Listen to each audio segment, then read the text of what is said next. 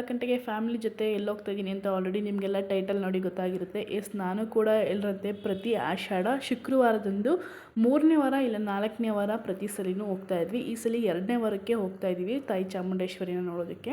So ಹೋಗ್ತಾ ಹಾಗೆ ದಾರಿಯಲ್ಲಿ ವ್ಯೂಸ್ ಚೆನ್ನಾಗಿತ್ತು ಅಂತ ಹೇಳಿಬಿಟ್ಟು ಬೆಳಗಿನ ಜಾವ 4:15 ಆದರೂ ಆಲ್ರೆಡಿ ಎಷ್ಟು ಬೆಳಗಿದೆ ಅಂತ ಹೇಳಿಬಿಟ್ಟು ಹಂಗೆ ಕ್ಯಾಪ್ಚರ್ ಮಾಡಿಕೊಂಡೆ. ಅಷ್ಟಾದ ಮೇಲೆ ಒಂದು 5 ನಿಮಿಷ ನಿದ್ದೆ ಮಾಡೋಣ ಅಂತೇಳಿ ಜಸ್ಟ್ ಹಿಂಗೆ ಮಲಗಿ ಹಿಂಗೆ ತೋರಿಸೋಕೆ ಆಲ್ರೆಡಿ 5:15 ಆಗಿಬಿಟ್ಟು. ಎಕ್ಸಾಕ್ಟಾಗಿ ನಾವು ಪಾರ್ಕಿಂಗ್ ಪ್ಲೇಸ್ ಹತ್ರ ಹೋಗೋಷ್ಟೊಳಗೆ 6 ಗಂಟೆ ಆಗಿತ್ತು. ಅಲ್ಲೋಗಿ ನೋಡಿದ್ರಂತೂ ತುಂಬಾ ಜನ ಸೇರಿದರು. ಸೊ ಕಾರ್ ಪಾರ್ಕಿಂಗಲ್ಲಿ ಕಾರ್ನ ಪಾರ್ಕ್ ಮಾಡಿಬಿಟ್ಟು ಹೊರಟ್ವಿ. ಸೊ ಯೂಶ್ವಲ್ ಆಗಿ ನಿಮಗೆ ಮಂಗಳವಾರ ಮತ್ತು ಶುಕ್ರವಾರ ಆಷಾಢ ಮಾಸದಲ್ಲಿ ಮಂಗಳವಾರ ಮತ್ತು ಶುಕ್ರವಾರ ನಿಮ್ಮ ಓನ್ ವೆಹಿಕಲ್ನ ಬೆಟ್ಟದ ಮೇಲೆ ತೊಗೊಂಡು ಹೋಗೋದಕ್ಕೆ ಬಿಡೋದಿಲ್ಲ. ಪಾರ್ಕಿಂಗಿಗೆ ಅಂತ ಪ್ಲೇಸ್ ಕೊಟ್ಟಿರ್ತಾರೆ, ನೀವು ಅಲ್ಲೇ ಗಾಡಿಗಳನ್ನ ಪಾರ್ಕ್ ಮಾಡಿ ಅಲ್ಲಿಂದ KSRTC ಬಸ್ಸಲ್ಲೇ ನೀವು ಬೆಟ್ಟದ ಮೇಲೆ ಹೋಗತಕ್ಕದ್ದು. ಇಲ್ಲ ಅಂತಂದರೆ ಮೆಟ್ಲ ಮೇಲೆ ಹೋಗುವಂಥವ್ರು ನೀವು ಮೆಟ್ಲ ಮೇಲೆ ಕೂಡ ಹೋಗ್ಬೋದು. ಇಲ್ಲ ಅಂತಂದರೆ KSRTC ಬಸ್ಸಲ್ಲೇ ಹೋಗ್ಬೋದು. ನಿಮ್ಗೆ ಇಲ್ಲಿ ಡೌಟ್ ಬರ್ಬೋದು, KSRTC ಬಸ್ಗೆ ಏನಾದ್ರು ಚಾರ್ಜ್ ಕೊಡಬೇಕಂತ. ಇಲ್ಲ, ಯಾವುದೇ ಥರದ ಚಾರ್ಜಸ್ ಇರೋದಿಲ್ಲ. ಹೆಂಗಸರಿಗೆ ಆಗಲಿ ಗಂಡಸರಿಗೆ ಆಗಲಿ ಕಂಪ್ಲೀಟ್ ಫ್ರೀ ಇರುತ್ತೆ. ಸೊ ನೋಡ್ತಾ ಇರ್ಬೋದಲ್ಲ, ಇಲ್ಲಿ 2 ಕ್ಯೂ ಇದೆ ಈ ಸಲ, 2000 ರುಪೀಸ್ದು ಮತ್ತು ಇನ್ನೊಂದು ಧರ್ಮದರ್ಶನದ್ದು. ಲಾಸ್ಟ್ ಟೈಮೆಲ್ಲ ನಾವು ಹೋದಾಗ 300 ರುಪೀಸು ಮತ್ತು 1000 ರುಪೀಸ್ದು ಕ್ಯೂ ಇತ್ತು. ಈ ಸಲ ಡೈರೆಕ್ಟಾಗಿ 2000 ರುಪೀಸ್ ಮಾಡಿಬಿಟ್ಟಿದ್ದಾರೆ. 2000 ರುಪೀಸ್ ಅಷ್ಟು ವರ್ತಲ್ಲ ಅಂತ ಅನ್ನಿಸ್ತು ನಮ್ಮ ಮಿಡಲ್ ಕ್ಲಾಸ್ ಪೀಪಲ್ಗಳಿಗೆ. ಸೊ ಅದಕ್ಕೋಸ್ಕರನೇ ನಾವು ಕೂಡ ಇಷ್ಟು ಧರ್ಮದರ್ಶನಕ್ಕೆ ಹೋದ್ವಿ. 2000 ತುಂಬ ಯಾಕೋ ಹೈ ಅಂತ ಅನ್ನಿಸ್ತು. ಈಗ ಒಂದು ಮನೆಯಿಂದ ಇಲ್ಲ ಅಂತಂದ್ರೂ 2 ಮೆಂಬರ್ಸ್ ಇಲ್ಲ 3 ಮೆಂಬರ್ಸ್ ಹೋಗ್ತೀವಿ. 3 ಮೆಂಬರ್ಸ್ ಅಂದರೆ 6000 ರುಪೀಸ್ ಅಲ್ಲೇ ಹೊರಟೋಯ್ತು. ಒಂದು ದಿನದಲ್ಲಿ ನಾವು 6,000 ರೂಪಾಯಿ ದುಡಿಯೋದು ಕನಸಿನ ಮಾತು. ಸೊ ಹಾಗಾಗಿ ಅದು ಬಜೆಟ್ ಫ್ರೆಂಡ್ಲಿ ಅಂತ ಅನ್ನಿಸ್ತಿಲ್ಲ. ಸೊ ಧರ್ಮದರ್ಶನಲ್ಲೇ ಹೋಗೋಣ ಅಂತ ಹೇಳಿಬಿಟ್ಟು ಹೊರಟ್ವಿ. ನೋಡ್ತಾ ಇರ್ಬೋದಲ್ಲ, ನಾವು KSRTC ಬಸ್ನ ಹತ್ಕೊಂಡು ಹೋಗ್ತಾ ಇದ್ದೀವಿ.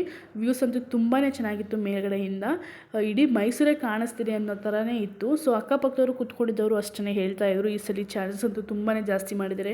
2,000 ರೂಪಾಯಿ ತುಂಬಾ ಹೈ ಬಜೆಟ್ ಆಯಿತು. ಹೆಂಗಸರು ಮಕ್ಕಳಿಗೆಲ್ಲನೂ ಅಲ್ಲ, ಗಂಡಸರು ಬಂದ್ರೂ ಅಷ್ಟೇ ತುಂಬಾ ಜಾಸ್ತಿ ಆಯಿತು ಅಂತಲೇ ಹೇಳ್ಬೋದು ಅಂತ ಅವರು ಕೂಡ ಮಾತಾಡ್ತಾಯಿದ್ರು.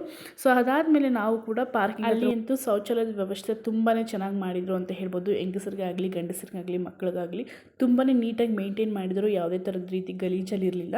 ಸೊ ಅದಾದಮೇಲೆ ಅಲ್ಲಿಂದ ನಾವು ಕ್ಯೂ ಅಲ್ಲಿ ನಿಂತ್ಕೊಂಡು, ಕ್ಯೂ ಎಲ್ಲಿಂದ ಸ್ಟಾರ್ಟ್ ಆಗುತ್ತೆ ಅಂದರೆ ಫಸ್ಟೆಲ್ಲ ಗಾಡಿಗಳನ್ನ ಪಾರ್ಕಿಂಗ್ ಮಾಡ್ತಿರಲ್ಲ, ಅಲ್ಲಿಂದನೇ ಕ್ಯೂ ಸ್ಟಾರ್ಟ್ ಮಾಡ್ತಾರೆ. ಅಲ್ಲಿ ಒಂದು 500 ಮೀಟರ್ಗೂ ಅಂದರೆ ಅರ್ಧ ಕಿಲೋಮೀಟರ್ಗೂ ಒಂದೊಂದು ಬ್ಯಾಚ್ ಮಾಡಿ ಬ್ಯಾಚ್ ವೈಸ್ ಬಿಡ್ತಾ ಇರ್ತಾರೆ. ಆ ಬ್ಯಾಚ್ ವೈಸ್ ಬಿಡೋ ಅಂಥ ಜಾಗದಲ್ಲಿ ಶೌಚಾಲಯಗಳನ್ನ ಪ್ರತಿ ಬ್ಯಾಚ್ ಹತ್ರನೂ ಬಿಡ್ತಾ ಇರ್ತಾರೆ. ತುಂಬಾ ನೀಟಾಗಿ ಮೇಂಟೈನ್ ಮಾಡಿದ್ದಾರೆ. ಅದಾದಮೇಲೆ ಇಲ್ಲಿ ಹಾಲು ಕೊಡ್ತಾಯಿದ್ರು. ಕಾಲೇಜ್ ಕಡೆಯಿಂದ ಸ್ಕೌಟ್ಸ್ ಆ್ಯಂಡ್ ಗೈಡ್ಸ್ ಅಂತ ಮಾಡಿರ್ತಾರಲ್ಲ, ಆ ಕಡೆಯಿಂದ ಅವರು ಫ್ರೀಯಾಗಿ ಹಾಲು ಕೊಡ್ತಾಯಿದ್ರು. ಅದಾದಮೇಲೆ ಕೆಲವೊಂದು ಮಕ್ಕಳನ್ನ ಯಾರಿಗಾದರೂ ನೀರು ಕುಡಿಯೋಲಿಕ್ಕೆ ಬೇಕಾದರೆ, ಇಲ್ಲ ಸುಸ್ತಾದರೆ, ಆ ಥರದ್ದು ಏನಾದರೂ ಒಂದು ಎಲ್ಪ್ ಆಗೋಲಿಕ್ಕೆ ಅಂತ ಹೇಳಿ ಕಾಲೇಜ್ ಕಡೆಯಿಂದ ಒಂದೊಂದು ಬ್ಯಾಚ್ ಹತ್ರ ಒಂದು 3ರಿಂದ 4 ಮೆಂಬರ್ಸ್ನ ಬಿಟ್ಟಿದ್ರು. ಅದಾಗೆ ನಿಂತ್ಕೊಂಡು 6 ಅವರ್ಸ್ ಆಯಿತು. 6 to ಆಲ್ಮೋಸ್ಟ್ 8 ಅವರ್ಸೇ ಆಯಿತು ಅಂತ ಹೇಳ್ಬೋದು. ಸೊ ನಮಗೆ ಇಲ್ಲಿ ಸೆಂಟರ್ ಆಫ್ ಅಟ್ರಾಕ್ಷನ್ ಅಂತ ಹೇಳಿದ್ದು ಆ ದೇವಿಯ ಕಣ್ಗಳು. ಎಷ್ಟು ಚೆನ್ನಾಗಿ ಮಾಡಿದರು ಅಂತ ಹೇಳಿದ್ರೆ ನೋಡೋದಕ್ಕೆ 1-2 ಕಣ್ಣೇ ಸಾಲದು. ಆ ಕಣ್ಣಿರ್ಬೋದು, ಮೂಗಿರ್ಬೋದು, ಆ ಬಿಂದಿ ಇರ್ಬೋದು, ಎಷ್ಟು ಚೆನ್ನಾಗಿ ಡೀಟೇಲಿಂಗಾಗಿ ಮಾಡಿದರು ಅಂತ ಹೇಳಿದ್ರೆ ತುಂಬಾ ಚೆನ್ನಾಗಿತ್ತು. ಅದಾದ ನಂತರ ಒಳಗಡೆ ಎಂಟ್ರಿ ಪಾಯಿಂಟ್ ಬಂದಾಗ ಅಲ್ಲಿ ಮೇಲ್ಗಡೆ ರೌಂಡ್ ಶೇಪಲ್ಲಿ ಹೂವುಗಳಂತೂ ಎಷ್ಟು ಚೆನ್ನಾಗಿ ಮಾಡಿದರು ಅಂತ ಹೇಳಿದ್ರೆ ಯಾವುದೋ ಹೂವಿನ ಸ್ವರ್ಗಕ್ಕೆ ಬಂದಿರೋ ಥರ ಅನ್ನಿಸ್ತಾ ಇತ್ತು. ಮನಸ್ಸು ತುಂಬ ನಿರಾಳ ಆಗ್ತಾಯಿತ್ತು. ಇನ್ನೇನು ಕೆಲವೇ ಗಂಟೆಗೆ ತಾಯಿ ಚಾಮುಂಡೇಶ್ವರಿ ದರ್ಶನ ಮಾಡಿಬಿಡ್ತೀವಿ ಅಂತ ಅನ್ನಿಸ್ತಾ ಇತ್ತು. ಅಷ್ಟು ಚೆನ್ನಾಗಿತ್ತು. ಆ ಹೂಗಳನ್ನ ನೋಡ್ತಿರಂತೂ ಬೆಳಗ್ಗೆಯಿಂದ ನಿಂತಿದ್ದೇ ಆಗಲಿ ಹಸ್ದಿದ್ದೇ ಆಗಲಿ ಯಾವುದೇ ಕೂಡ ಕಣ್ಣು ಕಾಣಿಸೋದಿಲ್ಲ. ನಿಮಗೆ ಗೊತ್ತಿರ್ಬೋದು, ಗರ್ಭಗುಡಿಗೆ ಎಂಟ್ರಿ ಆಗಿದ ತಕ್ಷಣ ವೀಡಿಯೋಸ್ ಆಗಲಿ ಫೋಟೋಸ್ ಆಗಲಿ ಅಲೋ ಇರೋದಿಲ್ಲ. ಏನೇ ಇದ್ರೂ ನೀವು ಉತ್ಸವ ಮೂರ್ತಿ ಹತ್ರ ಮಾತ್ರ ಕೆಲವೊಂದಿಷ್ಟು ಫೋಟೋಸ್ಗಳನ್ನ ತೊಗೋಬೋದು. ಅದು ಜಸ್ಟ್ ಫ್ರ್ಯಾಕ್ಷನ್ ಆಫ್ ಸೆಕೆಂಡ್ಗಳಲ್ಲಿ ಎಷ್ಟಂದರೆ ಕೇವಲ ಒಂದು 5ರಿಂದ 10 ಸೆಕೆಂಡ್ ಅಷ್ಟೇ ಟೈಮ್ ಕೊಡ್ತಾರೆ ಅಂತಲೇ ಹೇಳ್ಬೋದು. ಸೊ ಅದಾದ ನಂತರ ನಾವು ಪೂಜೆ ಮುಗಿಸ್ಕೊಂಡು, ಅಂದರೆ ದೇವಿ ದರ್ಶನ ಮುಗಿಸ್ಕೊಂಡು ಹೊರಗಡೆ ಬಂದ್ವಿ. ಈ ಸರಿ ಏನಪ್ಪ ಅಂತಂದರೆ ಅಲ್ಲಿ ಕೆಲವೊಬ್ಬರು ನಿಂತಿದ್ರು. ಅವ್ರು ಹೇಳಿದ್ರು, ಬೆಳಗ್ಗೆಯಿಂದ ಸಂಜೆವರೆಗೂ ನಿಂತಿದ್ದೀರಾ, ಅಕಸ್ಮಾತ್ ನಿಮಗೆ ತಾಯಿ ಕಾಣಿಸ್ಲಿಲ್ಲ ಅಂತಂದರೆ ಹೇಳಿ, ಮತ್ತಿನ್ನೊಂದ್ಸರಿ ತೋರಿಸ್ತೀವಿ, ಹಾಗೆ ಹೋಗ್ಬಿಡಿ ನಿರಾಸೆಯಿಂದ ಅಂತ ಹೇಳ್ತಾಯಿದ್ರು. ಅದೊಂದು ತುಂಬಾ ಇಷ್ಟ ಆಯಿತು. ಯಾಕಂದರೆ ಬೆಳಗ್ಗೆಯಿಂದ ಸಂಜೆವರೆಗೂ ಅಷ್ಟೊಂದು ನಿಂತಿರ್ತೀವಿ, ನೋಡಲಿಲ್ಲ ಅಂತಂದರೆ ಎಷ್ಟು ಮನಸ್ಸಿಗೆ ಬೇಜಾರಾಗುತ್ತೆ ಅಲ್ವಾ. ಸೊ ಅದಕ್ಕಾಗಿ ಈ ಸಲ ಅದೊಂದನ್ನು ಹೇಳ್ತಾಯಿದ್ರು, ನೋಡಿಕೊಂಡೇ ಹೋಗಿ ನೀವು, ಹಾಗೇ ಹೋಗಬೇಡಿ ಅಂತ. ತುಂಬಾ ಇಷ್ಟ ಆಯಿತು. ಅದಾದ ನಂತರ ಉತ್ಸವ ಮೂರ್ತಿ ಹತ್ರ ಬಂದ್ವಿ. ಅಲ್ಲೊಂದಿಷ್ಟು ಕೆಲವೊಂದು ಫೋಟೋಸ್ಗಳನ್ನ ತೊಗೊಂಡ್ವಿ. ಮತ್ತು ಅಲ್ಲೂ ಕೂಡ ಅಷ್ಟೇ ಅಲಂಕಾರ ಆಗಿರ್ಬೋದು, ಪೂಜೆ ಆಗಿರ್ಬೋದು ತುಂಬಾ ಚೆನ್ನಾಗಿ ಮಾಡ್ತಾಯಿದ್ರು ಅಂತಲೇ ಹೇಳ್ಬೋದು. ಅದಾದ ನಂತರ ಹೊರಗಡೆ ಬಂದಾದಮೇಲೆ ಹೊರಗಡೆ ಬಂದು ನೋಡಿದ್ರೆ ಆಷಾಢ ಉತ್ಸವ ಅಂತ ಮಾಡ್ತಾಯಿದ್ರು. ಆಷಾಢ ಉತ್ಸವ ಅಂತಂದರೆ ಬೆಳಗ್ಗೆ 5 ಗಂಟೆಯಿಂದ ರಾತ್ರಿ 9:30ವರೆಗೂ ನಿರಂತರವಾಗಿ ಸಾಂಸ್ಕೃತಿಕ ಕಾರ್ಯಕ್ರಮ ಮಾಡ್ತಾಯಿದ್ರು. ಎಷ್ಟು ಚೆನ್ನಾಗಿ ಮಕ್ಕಳು ಡ್ಯಾನ್ಸ್ ಆಡ್ತಿದ್ರು ಅಂತ ಹೇಳಿದ್ರೆ, ಲಕ್ಷಾಂತರ ಕೋಟ್ಯಾಂತರ ಜನಗಳ ಮುಂದೆ ಅವರು ಒಂಚೂರು ಭಯ ಪಡದೆ, ನಾಚಿಕೆ ಇಲ್ಲದೆ, ಯಾವುದೇ ಸಂಕೋಚ ಇಲ್ಲದೇ ಎಷ್ಟು ಚೆನ್ನಾಗಿ ಡ್ಯಾನ್ಸ್ ಮಾಡ್ತಾಯಿದ್ರು ಅಂತಂದರೆ, ಅಲ್ಲಿ ಆ್ಯಕ್ಚುಲಿ ಕತೆ ಹೇಳ್ತಾಯಿದ್ರು. ಆ ಕತೆಗೆ ತಕ್ಕಂತೆ ಇವರು ನೃತ್ಯ ಪ್ರದರ್ಶನ ಮಾಡ್ತಾಯಿದ್ರು. ಸೊ ಡೈರೆಕ್ಟಾಗಿ ವಾಯ್ಸ್ ಹಾಕೋದಕ್ಕಾಗ್ತಾಯಿಲ್ಲ, ವಾಯ್ಸ್ ಓವರೇ ಕೊಡ್ತಾ ಇದ್ದೀನಿ, ಯಾಕಂತಂದರೆ ಕಾಪಿರೈಟ್ಸ್ ಆಗುತ್ತೆ ಅನ್ನೋ ಕಾರಣಕ್ಕೋಸ್ಕರ. ತುಂಬಾ ಚೆನ್ನಾಗಿತ್ತು. ಆ ತಾಯಿ ಚಾಮುಂಡೇಶ್ವರಿಯ ಕತೆ ಹೇಳ್ತಾಯಿದ್ರು ಅವರು. ಆ ಕತೆಗೆ ತಕ್ಕಂತೆ ಇವರು ನೃತ್ಯ ಮಾಡ್ತಿದ್ರು. ನಾನು ಅಲ್ಲಿ ಮತ್ತೆ ವಿಚಾರಿಸ್ದೆ, ನಮ್ಮ ಮಕ್ಕಳನ್ನು ಕೂಡ ಸಪ್ರೇಟಾಗಿ ಕರ್ಕೊಂಬಂದು ಈ ಥರ ಡ್ಯಾನ್ಸ್ ಮಾಡಿಸ್ಬೋದು ಅಂತ. ಅಲ್ಲಿ ಕಚೇರಿಗಳಿರುತ್ತೆ, ಅಲ್ಲೋಗಿ ನೀವು ಯಾವ ಥರ ಬೇಕು ಅಂತಂದರೆ ದಸರಾ ಟೈಮಲ್ಲಿ ಆಗಿರ್ಬೋದು, ಇಲ್ಲ ಆಷಾಢ ಟೈಮಲ್ಲಿ ಆಗಿರ್ಬೋದು, ನಿಮ್ಮ ಮಕ್ಕಳು ಯಾವುದಾದ್ರು ಭರತನಾಟ್ಯಂ ಡ್ಯಾನ್ಸ್ ಇರ್ಬೋದು, ಇಲ್ಲ ಯಾವುದಾದ್ರು ಸಾಂಸ್ಕೃತಿಕ ಕಾರ್ಯಕ್ರಮ ಕೊಡುವಂಥದ್ದಾಗಿರ್ಬೋದು ವೇದಿಕೆ ಮೇಲೆ, ಅದನ್ನು ನೀವು ಹೋಗಿ ವಿಚಾರಿಸಿದ್ರೆ ಅವ್ರಿಗೆ ನೀವು ಡೀಟೇಲ್ಸ್ ಕೊಡ್ತೀರಿ. ನೀವು ಯಾವ ಟೈಮಲ್ಲಿ ಅಂದರೆ ಆಷಾಢ ಮಾಸದಲ್ಲಿ 4 ವಾರ ಇರುತ್ತಲ್ಲ, ಆ 4 ವಾರದಲ್ಲೂ ನೀವು ಯಾವ ದಿನ ಹೋಗಿ ಮಾಡ್ಬೋದು ಅಂತ ಅವರು ನಿಮಗೆ ಒಂದು ಶೆಡ್ಯೂಲ್ನ ಕೊಡ್ತಾರೆ. ಆ ಟೈಮಲ್ಲಿ ನೀವು ಹೋಗಿ ನಿಮ್ಮ ಕಾರ್ಯಕ್ರಮನ ಮಾಡೋ ಅಂಥದ್ದು.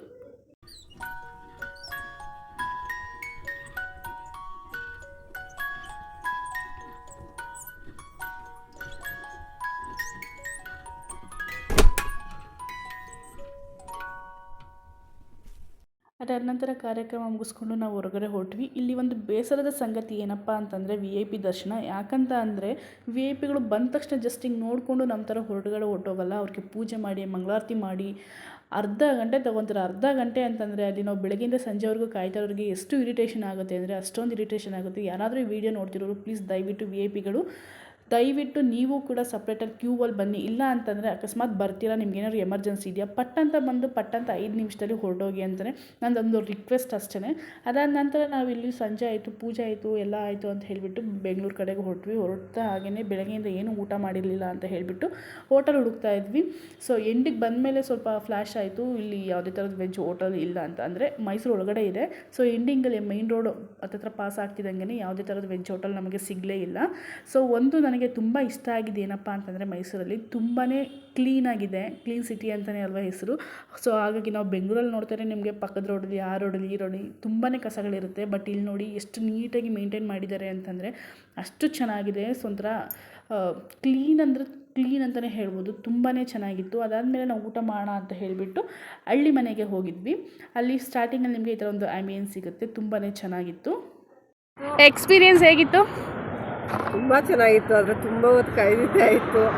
8.5 ಅವರ್ ನಿಂತು ಸಾಕಾಗಿ ಕೊನೆಗೆ ದೇವ್ರು ನೋಡಿದ ತಕ್ಷಣ ತುಂಬ ಖುಷಿ. ಹೇಗೆ ಅನ್ನಿಸ್ತು ದೇವ್ರ ಮುಖ ನೋಡಿದ ತಕ್ಷಣ?